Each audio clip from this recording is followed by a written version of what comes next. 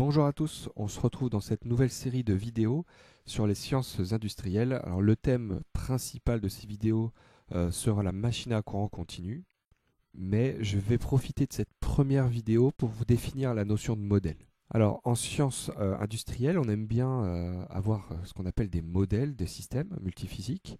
Donc qu'est-ce que c'est qu'un modèle? C'est une théorie formalisée, c'est un ensemble d'expressions mathématiques qui vont décrire formellement certains phénomènes.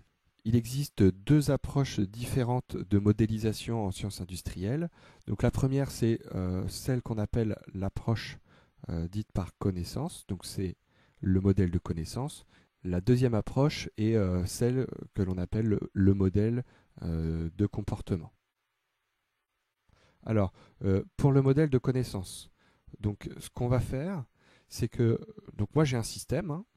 Un système, alors on va prendre un système linéaire.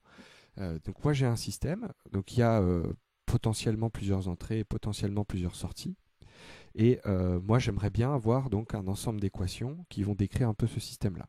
Donc l'approche par connaissance, c'est d'essayer d'aller voir dedans, d'aller faire un peu de physique, voilà, un peu de maths, je ne sais pas, enfin voilà, c'est d'aller ouvrir un petit peu le système, voir un petit peu ce qu'il y a dedans, comment il fonctionne, hein.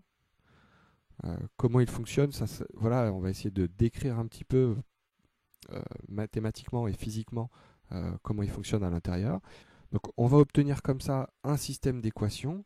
Ce système d'équations alors dans le cas d'un système linéaire, ça sera des équations différentielles, hein. Et donc ces équations vont décrire le comportement du système. Une fois qu'on a obtenu ce modèle, forcément, quand on a utilisé la physique, les maths, enfin voilà, de regarder comment ça fonctionne à l'intérieur, on a forcément fait des hypothèses ou quelques simplifications. Donc ce modèle, si tout va bien, il se comporte de manière très proche de la réalité, mais il y aura forcément des différences liées à ces hypothèses et ces simplifications. Pour le modèle de comportement, donc c'est un peu différent. Donc on a toujours un système linéaire, hein, avec plusieurs entrées et potentiellement aussi plusieurs sorties. Donc l'approche de modèle de comportement va être une approche dite empirique, ou on peut dire aussi expérimentale, hein. Euh, donc en fait l'idée c'est d'essayer de trouver un ensemble d'équations différentielles qui vont décrire le système par son comportement. C'est-à-dire qu'on va faire des essais, hein, on va faire plusieurs essais, hein. Donc on va modifier les entrées, on va observer la sortie, et puis en fonction de l'évolution de la sortie, on va se poser la question de voilà, quel est le modèle qui peut se cacher là-dessous, et on va lui associer un modèle qui décrit exactement donc, ce qu'on a observé. Alors on obtient ainsi ce qu'on appelle donc le modèle de comportement, qui est aussi un ensemble d'équations différentielles, hein. La façon dont on obtient ce modèle de comportement peut être très, très différente. On peut avoir des solutions très simples, hein. Je vous ferai voir dans une prochaine vidéo, hein, sur la machine à courant continu, comment on peut faire pour associer un modèle très simple et bien connu à la machine à courant continu, dans un cas bien particulier.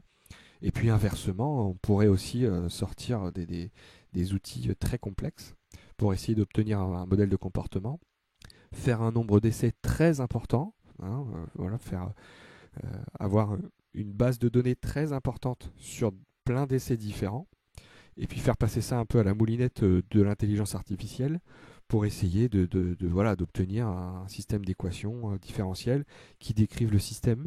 Voilà, alors forcément, là, ça prendra peut-être en compte certaines particularités du système que notre modèle de connaissance, dans lequel on a fait des hypothèses et des simplifications, ne serait pas pris en compte.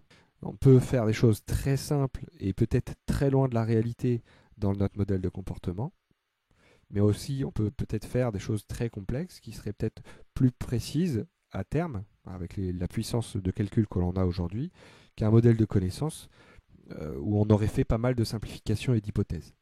pour revenir à la machine à courant continu, donc voilà, on peut avoir différentes approches, hein.